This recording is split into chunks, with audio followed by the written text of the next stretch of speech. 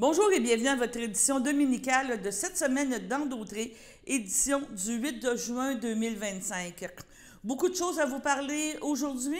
Un petit rappel de ce qui s'est passé cette semaine. Premièrement, dans le monde municipal, on vous parle du conseil de Saint-Cuthbert et du conseil de Berthierville. Donc, des extraits que nous avons jugé importants de vous présenter en résumé de la semaine. Par la suite, nous avons une courte entrevue avec Gilles Bellemare qui se prépare pour Muscle Concours, que ça sera en Californie au mois de juillet, donc un concours de culturisme que Gilles, malgré son âge, on pourrait dire intéressant, continue d'avoir la passion pour la compétition et pour l'entraînement.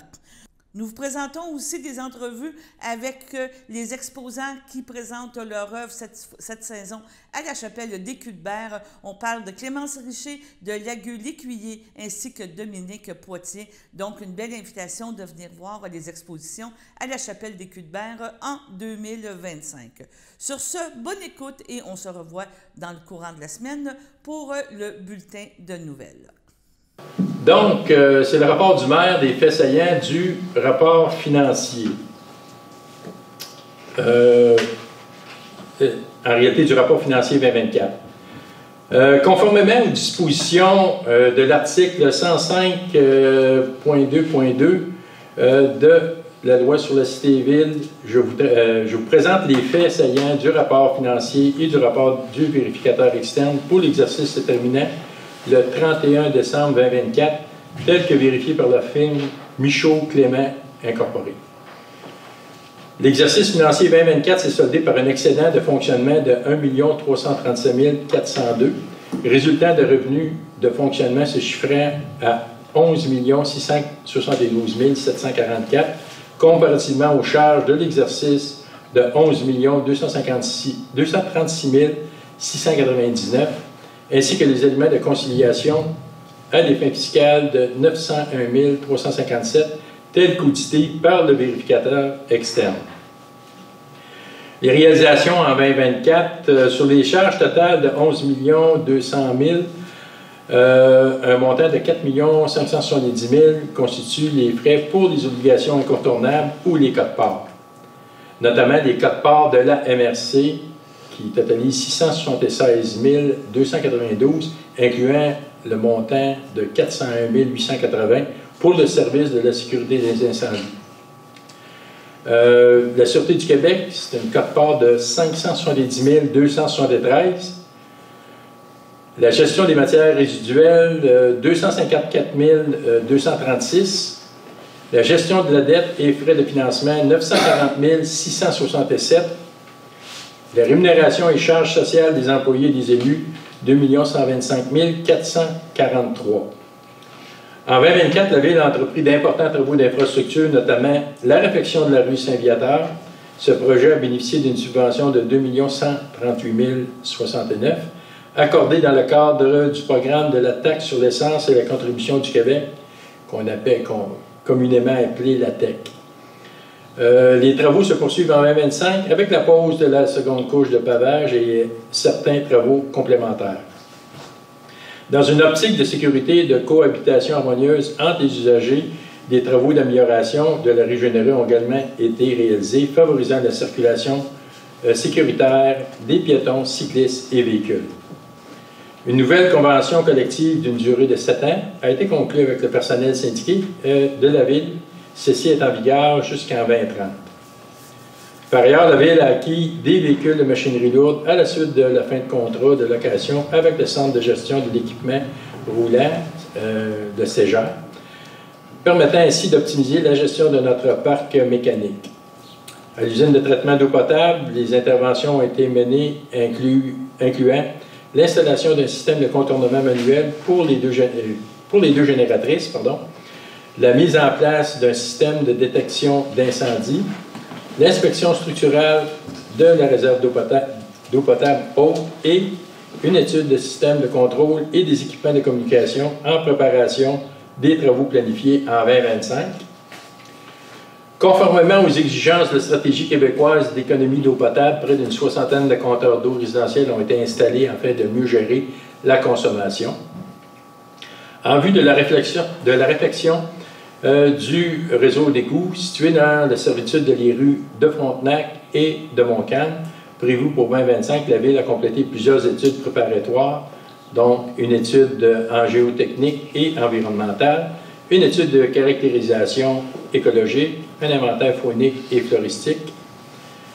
Un appel d'offres a également été lancé et le contrat a été octroyé pour la réalisation en 2025 d'un skatepark au Parc Saint-François, un projet attendu par la communauté. En matière de développement touristique, la Ville a finalisé un bail commercial pour la gestion et l'exploitation du port de Plaisance. Enfin, au centre Jules Villeneuve, des évaluations ont été effectuées concernant les systèmes de réfrigération, ventilation et déshumidification, accompagnées d'une analyse énergétique complète du bâtiment. Ces démarches visent à appuyer une demande de subvention en vue d'une réfection majeure de l'établissement. Et au niveau des excédents accumulés, réserves financières et fonds réservés, au 31 décembre 2024, l'excédent accumulé, les réserves financières et les fonds réservés totalisent 7,3 millions. Au niveau des catégories, bon, c'est l'excédent de fonctionnement non affecté de 3 454 225. L'excédent de fonctionnement affecté de 1 846 996. Et les réserves financières et fonds réservés de 2 082 257 pour un total de 7 383 478. Au niveau de l'endettement, la dette à long terme, au 31 décembre 2024, s'établit à 13 47 500, cependant une somme de 3 100 000 provenant des différents paliers gouvernementaux sera applicable au montant de la dette. Donc, en conclusion, le rapport financier de l'exercice terminant le 31 décembre 2024 démontre que la Ville de Berthierville est en bonne situation financière. Lettre aussi du 22 mai 2025 qui confirme la réception de la résolution, celle-là c'est la 2025-04-080, relative à la demande pour le pont de la rivière Chaloupe. Alors là, on devrait avoir une rencontre, être convoqué pour une rencontre incessamment avec les intervenants du ministère pour discuter de la situation. Il y aura également celui pour également du rapport de modélisation hydrique que la Ville a déposé suite à l'inondation du 9 août dernier, 2024. Oui, puis nous avons il y en avait une autre résolution qu'on a passée aussi qui était... pour la traverse piétonne. Oui, la traverse piétonne aussi, sur le coin de Parrain. Ces deux-là, on n'a pas eu de suite en ce moment. Oui, cependant, on a eu un avis à l'effet que les ingénieurs du gouvernement du Québec devenaient en grève pour un temps illimité à partir du 5 juin prochain. Oui, moi j'aimerais savoir, vous avez parlé du réseau Internet, là, la fibre optique. Oui. OK. Là, on a Cogeco qui passe. Oui. Et puis, j'ai entendu dire que Cooptel aussi installe le réseau. Là. Non. Cooptel, il s'occupe... Fibre était passé dans toute la MRC au complet. Le réseau Fibre appartient à la MRC. Au sud, c'est Fleet. Au nord, c'est Cooptel. Puis le troisième, c'est qui? J'ai oublié le nom. En tout cas, il y a trois installateurs qui sont là-dedans.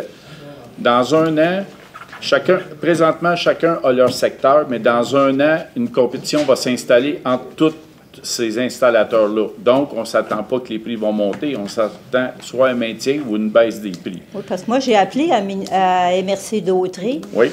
Parce que j'ai entendu dire que Cooptel... Oui, mais vous êtes Cogeco. Oui, c'est ça. Mais... ils ne viendront pas ici parce qu'il n'y a pas de fibre. C'est ça, je lui ai posé la question. J'ai dit, moi, je reste dans une rue où Cogeco passe. Oui. Il dit, c'est pas grave. Il dit, on peut passer là quand même parce qu'il dit apparemment qu'il y a eu que les gens ne sont pas très satisfaits avec Cogeco. Mais... Et puis, au point de vue... Oui, c'est là-dessus qu'on est. Mais ça demande un investissement. Prix abordable, Cooptel est beaucoup plus abordable que Cogeco. Oui. Dans votre coin, là, il y a du monde qui paye plus de 200 $ par mois pour avoir Internet, télévision. Puis c'était fait. Puis actuellement, là, c'est pas que je veux mousser plus un qu'un autre, mais dans notre secteur, c'est Fleet. Pour 150 ou 300 mégabits, c'est 50 $ Internet. Et le forfait de base télé, c'est 25 $. Donc, pour 75 $ avant taxe, vous avez un forfait. Mais Fleet, c'est-tu des paraboliques, ça? Non, c'est fibre. C'est un fibre? C'est fibre. OK. C'est le but. C'est pour ça qu'on veut le passer. Parce que moi aussi, j'ai comparé, j'ai une amie à moi qui fonctionne, elle demeure à Yamachiche, puis c'est Cooptel qui passe. Et puis, il y a quand même 50 $ de différence par mois entre sa facture et la mienne. Ah, j'en doute pas. Puis même dans notre municipalité, il y en a qui payent plus ou moins en bas de 100 $, puis il y en a qui payent 200 $. Oui, c'est ça. Et dans le fond, c'est le même service, mais ce n'est pas le même fournisseur. OK. Fait que d'ici un an, on peut espérer... Si on adhère au programme, parce que c'est quand même 400 000 d'investissement. Oui, c'est ce qu'il m'a dit. Monsieur, il travaille ça, là. À l'automne, d'ici à l'automne, on reçoit les vrais chiffres d'ingénierie. Oui. OK. Puis les travaux commenceraient décembre ou janvier pour dérouler le fil. OK. Puis donc, au printemps de l'été prochain, vers l'été prochain, on pourrait commencer. Mais encore là, les personnes qui ont des contrats avec Cogeco de 2 ans, ils ne pourront pas se désabonner. Il doit y avoir des amendes à payer. Fait que c'est sûr que pas tout le monde qui va changer de fournisseur d'Internet du jour au lendemain. C'est pour ça qu'on a dit que dans 3 à 4 ans, l'investissement, ça va être quasiment ce qu'on paie. Puis dans 4 à 5 ans, on devrait recevoir la ristourne à nous. OK. Mais même si ça devient disponible avec, mettons, ces Fleet qui passent, là. Oui. Mais même si on a un contrat, si on peut le... Bien, vous pouvez le résilier, puis il doit y avoir des amendes, là. Oui, c'est ça. Oui. Ouais. Non, moi, j'en ai jamais payé. Si non. Mais si ce qu'on économise par mois... Bien, actuellement, là, Cogeco, il arrive du côté de Trois-Rivières. Du côté de Masquinongé, qui est collé à côté de Saint-Barthélemy, il offre un forfait à 50 $ Cogeco pour Internet, supposément du 300 mégabits. Mais il y en a qui ont testé. Là, je ne sais pas que je veux. En tout cas, c'est Creve, mais le soir, c'est du 50 mégabits. Ça ne rentre pas à 300 mégabits. Quand c'est fibre, c'est 100 mégabits, c'est 100 mégabits. C'est toujours la même vitesse.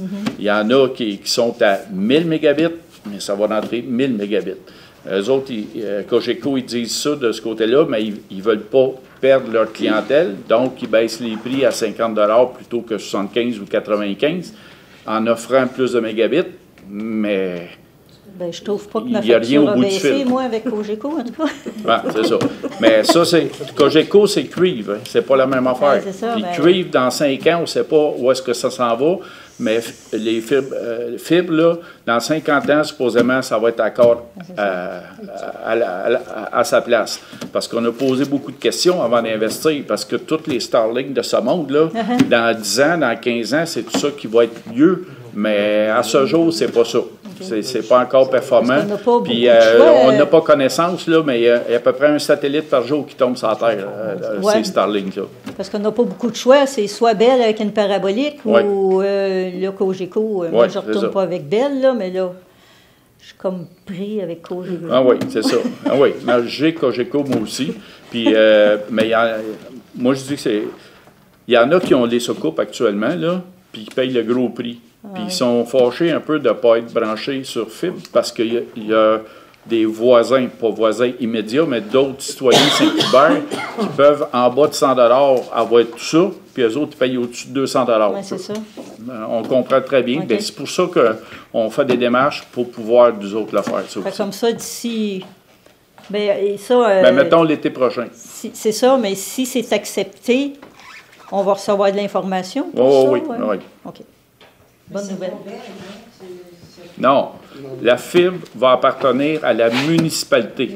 Les 430 portes, ça va appartenir à la municipalité. C'est pour ça qu'actuellement, tous ceux qui sont branchés sur fibre, ils paient une ristourne de 23 $ à la MRC. Pour tous ceux qui ont déroulé les poteaux, tout le réseau appartient à la MRC. Pour les 430 portes, ça va appartenir à la municipalité. Mais là, je ne parle pas juste de profit. À chaque fois qu'il y a un fil qui se coupe, ben c'est des réparations, puis c'est nous autres qui va les réparer. Puis quand on dit scoop, là, il y a beaucoup d'écureuils à Saint-Cuthbert. Puis c'est l'ennemi majeur de tous les réseaux fibres au Québec, là. Bonjour tout le monde, j'espère que vous allez bien avec le beau soleil qu'il y a aujourd'hui. Mon nom est Gilles Bellumeur. Vous savez que je m'en vais en compétition. Je pense qu'il y en a plusieurs maintenant le sachent grâce à CTRB. Et aujourd'hui, je suis ici pour vous parler de l'alimentation, faire un résumé de ce que je mange. Donc, avant une compétition. Donc, c'est-à-dire, là, je suis à un mois de la compétition. Aujourd'hui, pour l'instant, je ne change pas grand-chose de mon alimentation, mais les chips, ces choses-là, non. Mais il y a des choses que je peux me permettre. Le matin, je commence toujours par de l'eau. De l'eau, le matin, je bois une bouteille d'eau. Au réveil, vous pouvez prendre 5 minutes pour la boire, si vous ne voulez pas la caler d'un trait, vous buvez ça. Ça va vous aider, ça va tout vider, tout nettoyer les toxines qui sont accumulées pendant votre sommeil. Et ça va vous donner de l'énergie en plus. Vous commencez par ça ici. Je recommande du gruyot. Bon, vous avez plusieurs sortes de gruyot. Vous avez un gruyot ici aux protéines. Pourquoi? Parce que je favorise les protéines. Donc, c'est ainsi, dans ce format-là, vous pouvez trouver de la protéine qui est inclus dans ce gruyot-là. Ou vous avez un autre choix. Le gruyot ici, naturel, mais le gruyot vraiment qui est bon. Dans celui-là, il y a 0 sucre aussi. Dans l'autre, vous en avez un petit peu. Dans l'autre, vous en avez 1 gramme de sucre. Mais 1 gramme, c'est pas grave. Fait que vous mangez ça, vous prenez une enveloppe par jour, le matin, de préférence. Pourquoi? Le gruyot va vous donner beaucoup d'énergie pour le reste de votre journée. Et vous savez que quand vous déjeunez, là, savez-vous ça, que l'énergie que vous avez dans votre déjeuner, savez-vous à quelle heure vous allez l'avoir? 1 fois, 2 fois, vous allez l'avoir vers 3-4 heures de l'après-midi. Le temps de gérer. Fait que si vous n'avez pas déjeuné, vous allez avoir moins d'énergie dans l'après-midi. OK? Fait qu'un gruyot. Et là, j'attends 2 heures, je m'entraîne. Et après ça, je mange des œufs. Là, je ne les ai pas avec moi ici parce qu'on est à l'extérieur et la température est relativement chaude. Donc, vous mangez, moi, je mange de 3 à 5 œufs. Après ça, le dîner, vous enchaînez avec de la viande. Ça, j'en ai pas non plus ici. De la viande, soit steak haché, soit poisson, soit poulet, même du jambon blanc. Là, c'est ça que je mange. Plus de viande hachée, c'est ainsi, et de steak. Vous accompagnez ça de champignons, concombres, j'en ai pas ici, des oignons. Mais l'oignon, pas tellement. Plus je vais me rapprocher du concours, je vais réduire les oignons. En après-midi, on peut manger un fruit qui n'a presque pas de sucre, c'est la poire. La poire est excellent pour ça. Il y a beaucoup d'eau dans une poire et j'aurais pu manger une pêche aussi. Mais plus je me rapproche de la compétition, dans mon cas, là, je vais couper tous les fruits 1 semaine avant pour avoir aucun sucre dans mon organisme. Et 3 jours avant la compétition, je vais reprendre ça. Donc, le souper, vous mangez un peu comme sur l'heure du dîner, soit du poisson. Je vous conseille le poisson en soirée. C'est très bon, pas juste pour la compétition, pour monsieur, madame, tout le monde. Le poisson en soirée est très bon. Vous pouvez manger aussi, regardez bien, une nouille aux œufs. Les pâtes alimentaires, c'est sucré d'habitude. Mais ceux-là, si je regarde, il y a 1 gramme de sucre et 13 grammes de protéines. Un excellent choix. Pour accompagner vos viandes, c'est très, très bon. Ceux qui veulent aussi des pâtes alimentaires, bien, je peux vous conseiller ceux-là, parce que c'est sans gluten. Même si vous n'êtes pas allergique au gluten, essayez de manger sans gluten. Vous allez voir, le ventre va baisser. Parce que le gluten, c'est une céréale, c'est dans les céréales, ça fait gonfler. Donc, avec ça, vous éviterez les ballonnements, puis vous allez voir, ça va être très, très, très, très bon. Okay, donc, le spaghetti sans gluten, voyez-vous, si je regarde les choses qu'il y a dedans, du sucre, il y en a 0 aussi. Donc, un très bon choix. Donc, et les protéines, vous en avez 5 grammes. C'est quand même bien. Mais lui, il est beaucoup plus de grammes de protéines. Donc, on favorise celui-là. Le jour, j'ai soif souvent, puis je ne bois pas de liqueur. Fait que ce qu'il faut, vous pouvez boire de l'eau minérale à l'occasion. C'est très, très bon. Ça va vous aider à faire digérer, puis ça va vous donner un autre goût. Moi, je l'aime bien au citron froide, avec un morceau de citron dedans, avec une glace, une cerise, si vous voulez. Mais c'est très, très bon. C'est rafraîchissant. Mais tantôt, je vais parler de l'eau, mais il faut en boire au moins 4 à 5 par jour. si vous êtes capable de ça. Quand vous allez en auto, amenez-vous votre bouteille d'eau. Vous allez à l'épicerie, à l'auto, partout où vous allez, amenez-vous de l'eau. OK? C'est important. En résumé, la compétition s'en vient. Puis là, voyez-vous, moi, là, je mange à peu près comme ça. Sauf qu'il y a des choses que je vais couper dans 15 jours. À partir du 18 juin, 15 à 18 juin, là je vais, à ce moment-là, je vais tout couper. Les fruits, j'en aurai plus. Après ça, je vais couper les pâtes alimentaires, celui-là. Mais je ne couperai pas ceux-là ici. Je ne couperai pas ceux-là. Parce que c'est ma seule source de beaucoup de protéines, mais d'un peu de sucre. Les légumes aussi, je vais les garder jusqu'à une semaine avant. À partir de 7 jours, je vais couper les légumes aussi, la plupart des légumes. Le seul que je ne couperai pas, c'est le concombre. Ceci résume à peu près tout ce que j'avais à dire sur l'alimentation pour le moment. Et je vous viendrai avec d'autres informations sur la bouffe que je fais. Et je voulais en profiter avant de finir pour remercier à part de Métro, qui est aussi un bon excellent commanditaire, la boucherie ici, Forgette, pour la viande, et Julie Desiel qui fait de l'entretien ménager. Et n'hésitez pas à l'appeler et de visiter les commerces qui m'encouragent. Franchement, je les remercie infiniment, je les remercie beaucoup. Puis sur ça, bien, je vais continuer à m'entraîner fort. Donc, merci, passez une belle semaine et gardez la forme dans la belle humeur.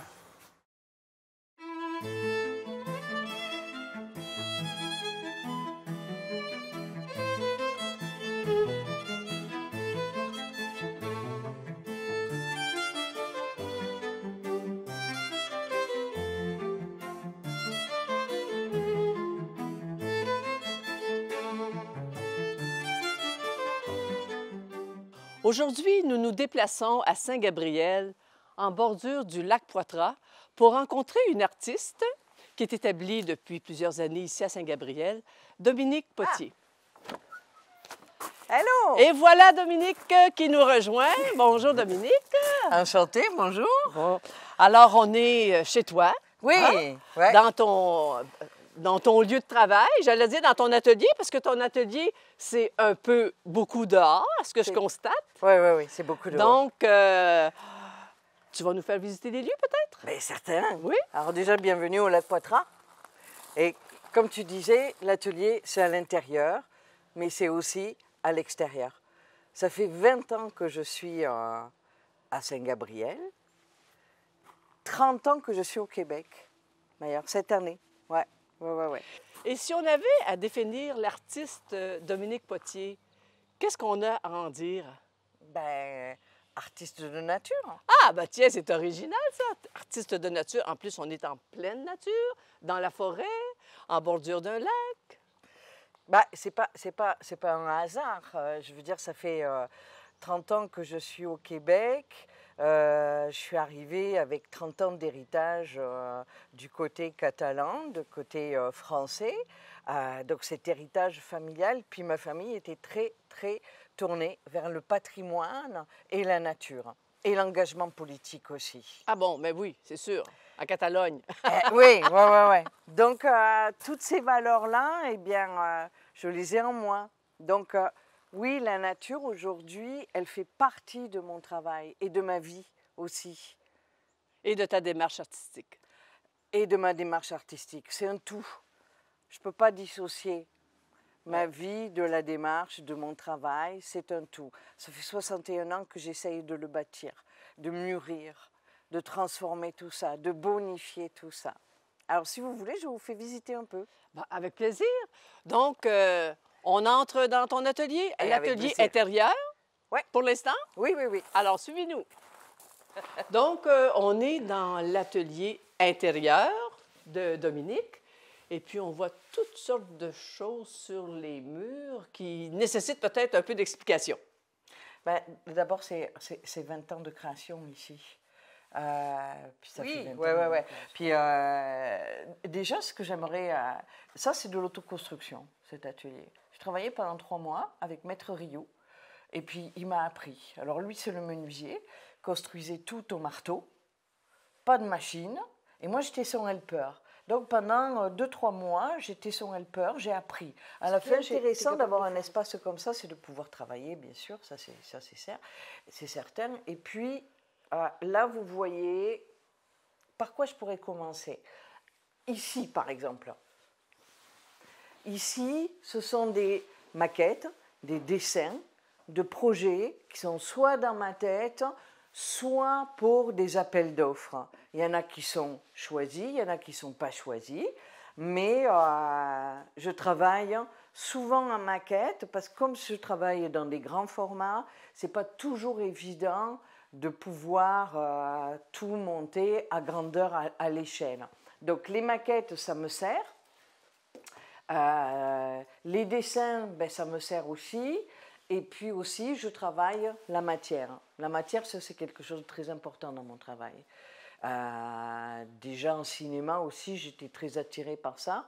Et puisque j'ai fait une carrière dans la décoration de théâtre. Parallèlement à mon travail aussi, je fais beaucoup d'interventions dans la nature.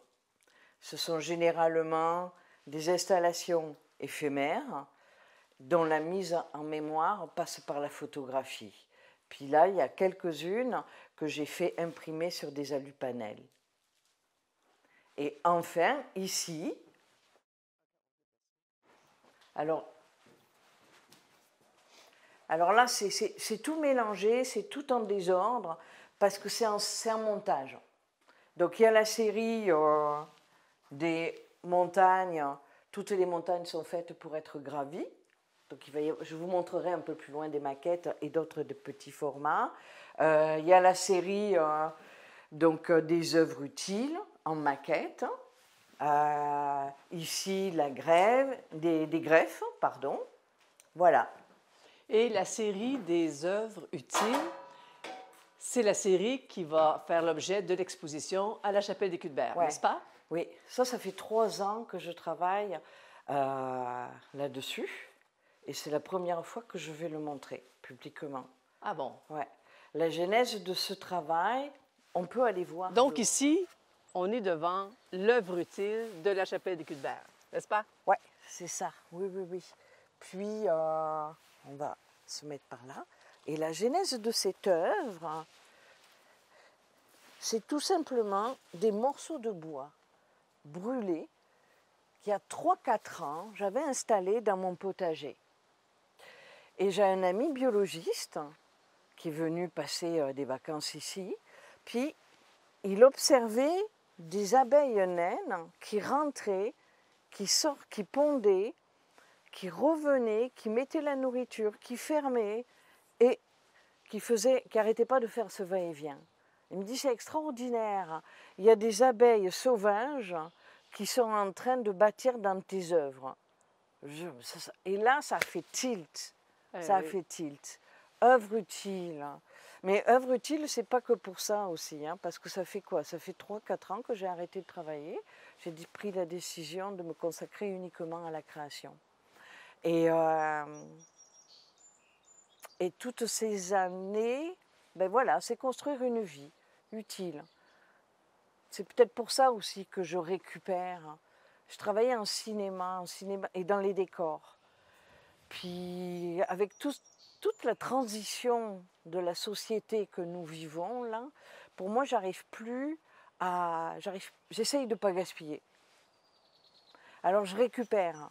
Puis comme la mémoire, c'est quelque chose qui me passionne, je récupère des poutres, je récupère des éléments architecturaux, je récupère des bouts d'arbres que je travaille, que je fais sécher, que je ponce, que je travaille à la tchensa. Alors en premier, j'aime donc récupérer, je glane, j'adore glaner. Comme Agnès Varda dans son film qui a fait sur les glaneurs, les gens qui font les poubelles. Le mot glaneur est magnifique. Voilà. Puis ça, j'adore faire ça. Donc tous ces éléments-là, ce sont des granges qui sont effondrées pour les insectes, pour les oiseaux.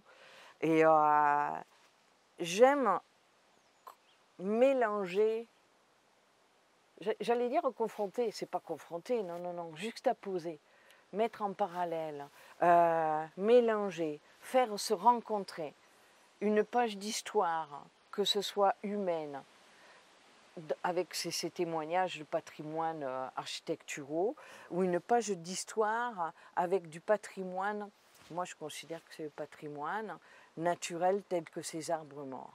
Et je constate aussi, en regardant vos œuvres et également celles de l'intérieur, que vous utilisez souvent le bleu. Ah oui. Alors, puis je le vois juste à côté de vous, Ouais, est-ce que... ouais. Quelle est la signification de cette couleur dans toute votre œuvre? Premièrement, au fil des années, c'est devenu une couleur cordon ombilical. C'est le bleu méditerranéen, c'est le bleu du ciel, c'est le bleu de la Méditerranée, de mon pays, de mon enfance. Ça, c'est de mon pays, de mon enfance. Ça me prend pas, je pensais à Charles Trenet, là. Et puis, je suis passionnée par l'art au Xe siècle, le Moyen-Âge, hein, Ah bon? l'art roman. Dans les Pyrénées-Orientales, en Catalogne, il y a beaucoup d'art roman. Et ce sont des sculptures et des architectures qui versent vers la symbolique. Et ils se servent d'images, soit du monde animalier, soit du monde végétal, pour parler de la symbolique, de la spiritualité. Et dans le Moyen-Âge, le bleu, utilisé rarement, mais il était quand même très important. Rarement parce que c'était horriblement cher. Alors pour moi, le bleu, c'est une couleur très méditative. Et c'est très rare de le retrouver en nature. Alors ça me plaît de le mettre dans la nature, parce que tu te retournes, tu vois du bleu, mais qu'est-ce que c'est? Ça attire l'œil, et puis ça attire l'attention. Il y a un côté surnaturel, irréel. Ouais. Et alors, ça a un côté un peu poésie aussi. Je me suis permise de récupérer donc des bois, puis parce que tout bois a une fonction. Tout a une fonction. Ce bois qui est pourri, il se transforme, mais il sert justement aux abeilles, aux insectes, aux oiseaux. C'est un tout. Et là, dans cette installation, c'est un peu cette mise en scène met en valeur toute cette cohabitation. L'an dernier, grâce à Yves Louis XVI, qui a la galerie à Saint-Gabriel, qui est artiste, galeriste, et l'an dernier, grâce à lui, lors d'un appel d'exposition en commun, j'ai intégré une autre couleur en plus. C'est le doré. Ah oui. Avec les couvertures de survie. Oui, couvertures de survie, ouais. On en a vu une à l'intérieur. Il y en a une à l'intérieur, et puis j'ai pris ce deuxième élément symbolique. Et puis je fais des installations dans la nature aussi. C'est très intéressant. Donc, une multitude d'œuvres, une multitude de projets, plein de gens qui gravitent autour de ce projet-là, de ce que j'ai compris. Oui, aussi, oui. Et bientôt, à la Chapelle des Cuthberts, à compter du 1er juin jusqu'à la fin du mois d'août, on aura le privilège de visiter l'œuvre utile de Dominique Potier. C'est un rendez-vous à tous et on espère vous compter en grand nombre à cette exposition. Merci beaucoup, Dominique. Et puis, je suis, au nom de toute la chapelle, je suis très heureuse de cette collaboration avec toi. Bien, moi aussi, j'ai bien hâte de faire une installation. Merci beaucoup.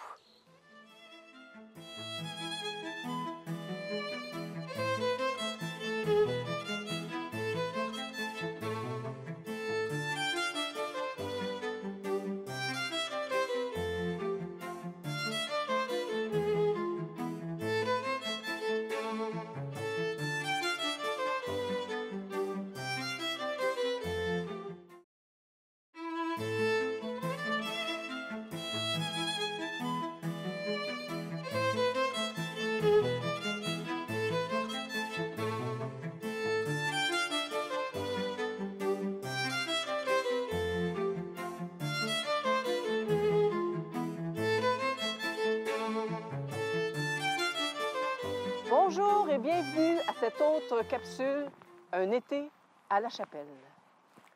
Nous sommes sur les lieux de la chapelle pour rencontrer un des exposants qui tiendra une exposition extérieure cet été à la chapelle. Voici le groupe Lagueux l'Écuyer, composé de Stéphanie Lagueux et Jonathan L'Écuyer. Alors, Lagueux l'Écuyer, c'est comme ça que vous vous nommez. Vous allez tenir une exposition extérieure à la chapelle cet été, tout le mois de juin jusqu'à la fin d'août. Alors, avant de nous parler de votre exposition, j'aimerais ça savoir, c'est qui Lagueux l'Écuyer? Bien, dans le fond, on est un duo d'artistes et aussi un couple dans la vie.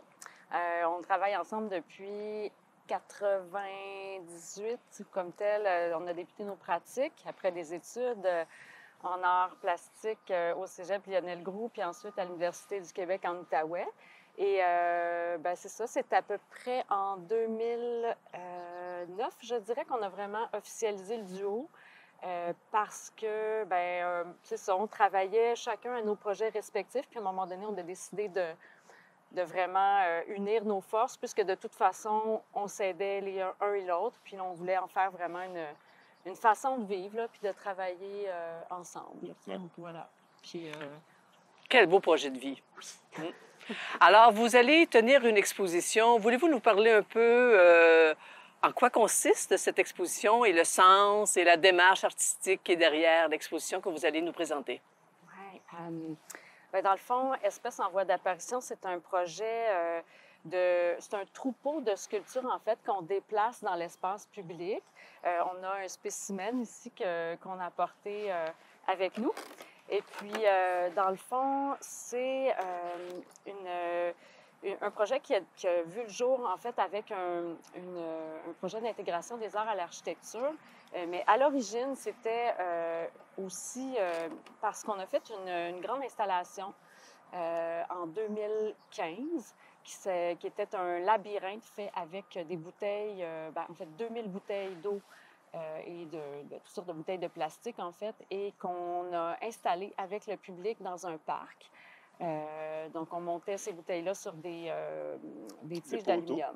Ouais. On a fait un carré de 20 par 20 en bois.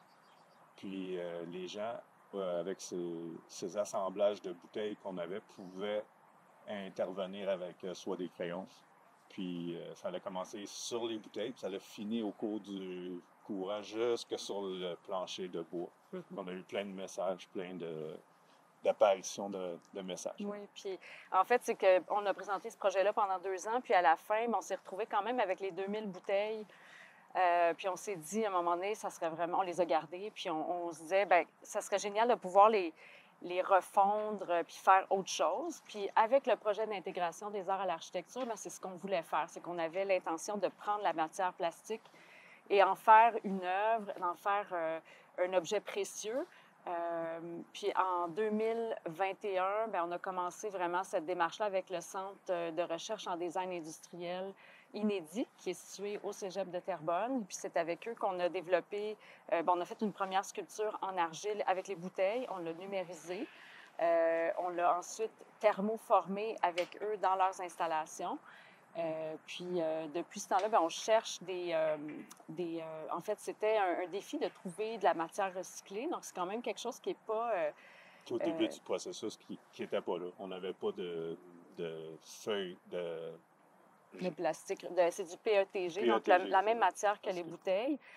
Donc, depuis ce temps-là, à travers toutes nos recherches, maintenant, ça existe, mais on continue de travailler avec cette matière-là. Puis, dans le fond, quand on a fait les premières sculptures, on en a une vingtaine, environ 25, je dirais. Et puis, en 2022, la première itération du projet de se promener dans les parcs a eu lieu à Terrebonne, Mascouche. Donc, on s'est déplacé dans 6 parcs. Donc, on va sur place, on accroche des câbles, on installe les sculptures. Puis, en fait, ce qui est vraiment intéressant, c'est que les gens se demandent vraiment ce qu'on fait. Ils nous approchent, ils pensent qu'on installe des choses pour les animaux. Puis, en fait, ça nous donne l'occasion de vraiment discuter avec eux, de parler de notre démarche, de parler de du plastique, de sa présence dans l'environnement, puis de ce qu'on en fait. Puis, en 2023, là, on s'est déplacé plutôt à... en fait, on voulait s'installer dans le parc du Ruisseau de Feu. Puis comme c'est un parc de conservation, bien, on n'a pas eu les permissions, mais donc on a développé une version numérique du projet. Donc on a une version, un modèle 3D qu'on insère en réalité augmentée. Donc ce qu'on va faire ici, c'est qu'on ramène une partie du troupeau et puis on va aussi, donc nos vingtaines de sculptures, on va les installer dans les structures, dans les arbres en fait, pas dans la chapelle, mais dans les arbres. Et puis sur justement la chapelle, bien, on va essayer d'installer nos sculptures numériques en réalité augmentée. Donc ils vont être accessibles, mais avec un téléphone ou une tablette. Alors, j'ai vu quelques-unes de vos œuvres dans le document de présentation que vous nous avez déposé pour exposer ici. Et ce que j'ai remarqué de fabuleux, de très beau, c'est tout le jeu que vous faites avec la lumière qui traverse vos œuvres, parce qu'évidemment, c'est une matière semi-transparente. Donc, est-ce que vous voulez nous parler de cet aspect-là de votre art, du jeu que vous faites avec la lumière? Bien, souvent, ce qu'on aime beaucoup se voir, c'est justement la lumière, mais la lumière à travers le temps aussi. On peut voir que le soleil, c'est comme la puissante lumière. Elle va interagir avec les créatures. Puis on peut l'avoir à différents niveaux selon le jour. Elle va se déplacer. Oui, puis dans le fond, le jeu un petit peu avec le titre de l'œuvre qui est « Espèces en voie d'apparition », c'est un peu ça qu'on fait. Donc, l'idée qu'on va utiliser soit la lumière du soleil, des fois, ça va être des lampadaires selon les installations. Donc, on va chercher des sources de lumière pour créer des projections au sol.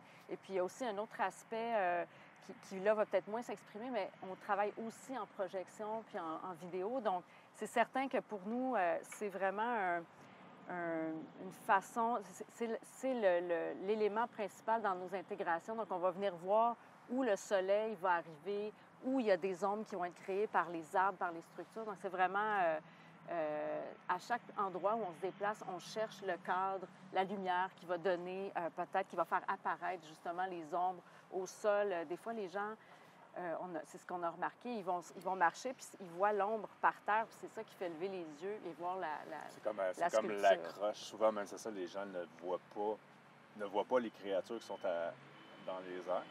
Puis s'ils voient l'ombre colorée au sol, bien, ils vont se poser des questions d'où est-ce que ça provient. Puis ensuite, ils vont les Donc, le projet, comment il a vu le jour, en fait, c'est d'un concours d'intégration des arts à l'architecture. Donc, à la base, on voulait faire une œuvre à partir de notre matière plastique qu'on avait accumulée d'un autre projet. Et puis, l'idée, c'était de faire une envolée avec toutes ces bouteilles.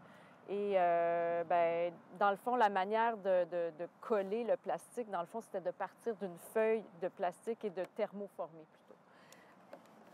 Donc, pour faire le thermoformage, qu'est-ce qu'on a fait? On a fait avec de l'argile et des vraies bouteilles. On a créé la forme de l'aile. Puis, à partir de ça, on l'a numérisé. Puis, à partir de la numérisation, on a réussi à faire un moule en bois. Ce moule en bois-là, il nous permettait de prendre une thermoformeuse et puis de mouler la feuille de plastique sur le moule en bois. C'est ce qui nous a donné les créatures. Puis en fait, on voit que en réalité, c'est deux, tu peux la lâcher peut-être. C'est vraiment deux formes identiques qui sont inversées et imbriquées une dans l'autre. C'est un peu tout simple, un peu comme des sculptures des fois qu'on peut faire en papier où on va insérer deux choses ensemble pour les faire tenir. Donc, c'est le même principe, puis c'est ensuite de l'acier inoxydable qui retient les deux pièces ensemble. Et le bon défi qu'on a quand on travaille, c'est de trouver le point d'équilibre pour que ça tienne, parce qu'il faut quand même que ça tienne et que ça ne flippe pas comme ça, à l'envers. Donc, c'est tout à chaque fois, c'est un petit peu mystérieux. Il y a un peu de magie là-dedans. On le cherche à la main, puis là, on trouve finalement le point où on va placer les 4 morceaux. Puis voilà, donc c'est le secret de la céramique. Le secret de ces pièces-là.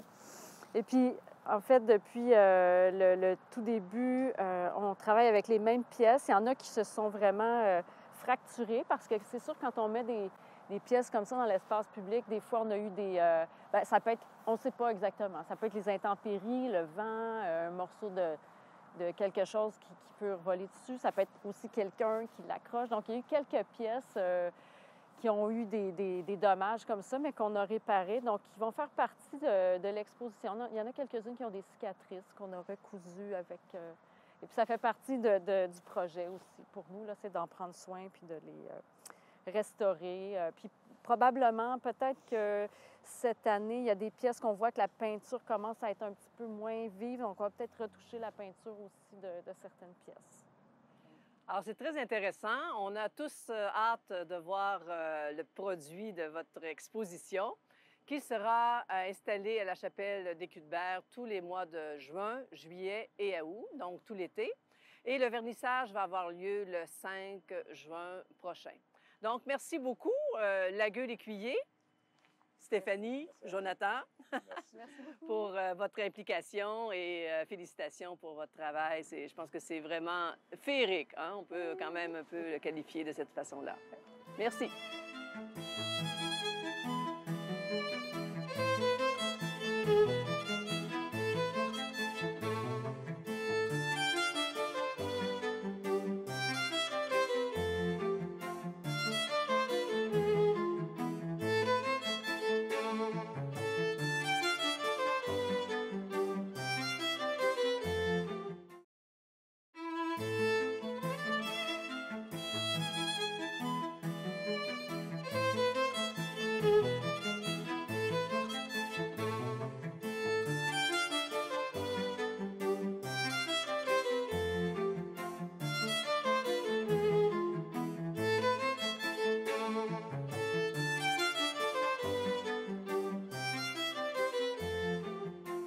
Bonjour et bienvenue à Un été à la chapelle des Cuthbert.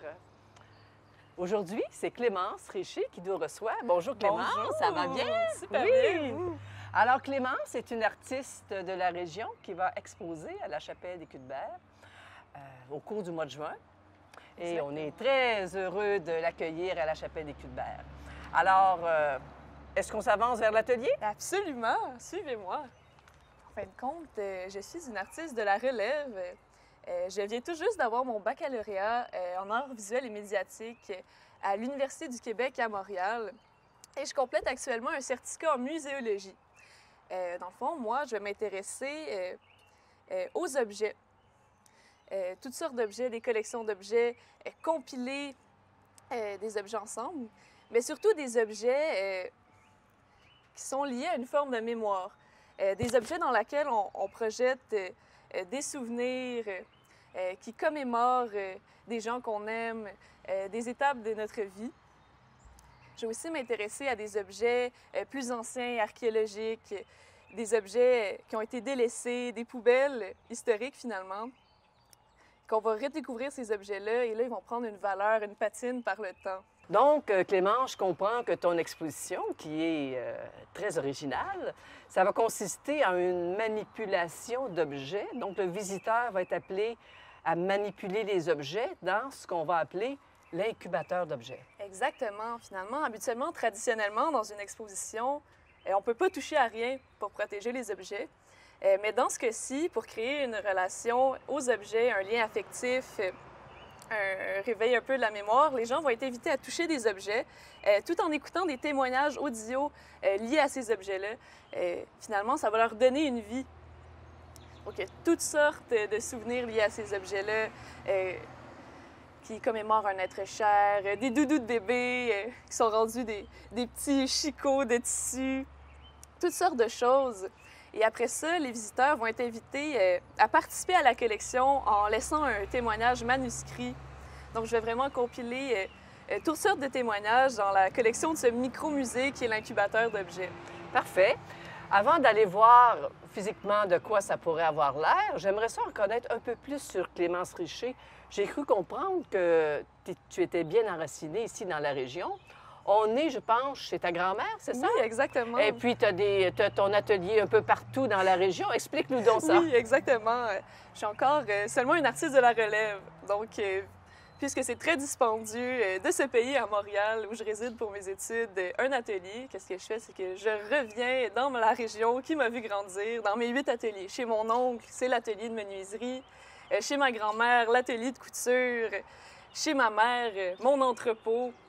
Donc, toutes sortes de lieux dans la région de la Nodière, dans les îles, à Berthierville, à Notre-Dame-des-Prairies, à Joliette, qui composent finalement tous mes lieux de création issus du territoire lanaudois, finalement. Donc, non seulement Clémence est très enracinée dans la région, mais son œuvre est aussi enracinée puisqu'elle est éparpillée un peu partout dans la région. Éparpillée étant dit non dans un sens péjoratif, n'est-ce pas? Puis les objets qui sont dans l'incubateur, la majorité proviennent de gens la région lanaudoise. Donc vraiment, encore là, des témoignages de la région. Encore là, je vais présenter des objets archéologiques qui ont été trouvés dans une vieille poubelle, un ravin derrière une maison ancestrale à Saint-Gabriel de Brandon. Donc encore là, des objets qui parlent de la vie d'autrefois, de la région lanaudoise, qui vont être mélangés avec des objets de ma création en céramique, qui vont essayer de copier des tessons en céramique, des objets archéologiques brisés. Donc, je vous invite vraiment à venir explorer ça à la chapelle des Culs-de-Berre. Avant de l'explorer à la chapelle des Culs-de-Berre, allons donc l'explorer directement dans l'atelier de Clémence. Donc, on te suit, Clémence. Donc, nous voici dans l'atelier de Clémence, dans le hangar de sa grand-mère, ce que j'ai compris, c'est ça. Donc, Clémence, tu vas nous expliquer un peu, tu nous as parlé un peu de ton projet, mais là, on va le voir concrètement. Qu'est-ce que les visiteurs doivent s'attendre en allant voir l'exposition de Clémence Richer? Exactement. Donc, ça va vraiment être une exposition qui va tenter d'épouser le patrimoine de la chapelle, vraiment, par une mise en espace qui va essayer de compléter l'architecture de la chapelle. On va avoir des œuvres vraiment liées à cette idée de patrimoine, d'objets archéologiques.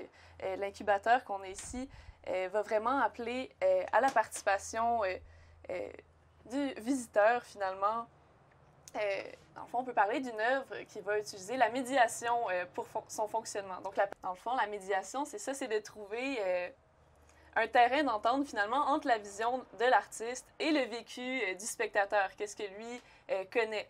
Donc, moi, qu'est-ce que je vais souvent utiliser comme outil de médiation culturelle? Ça va être les lieux communs. Encore là, je vais passer par les objets banals. Qu'est-ce que tout le monde on garde? On garde nos dents, nos cartes de fête, nos souvenirs d'enfance, la vaisselle dorée qu'on reçoit après un mariage. Donc vraiment, par des objets banals, je vais essayer d'aller creuser dans les affects. Pourquoi ces choses-là sont importantes? Qu'est-ce qu'elles disent de nous, de notre vécu, de la manière le sens qu'on donne à la vie finalement, les différentes phases, la vie humaine, l'enfance, l'adolescence, l'âge adulte, la vieillesse. Et aussi par une approche vraiment participative, de pouvoir vraiment toucher aux œuvres, de laisser un témoignage pour la collection de l'incubateur d'objets.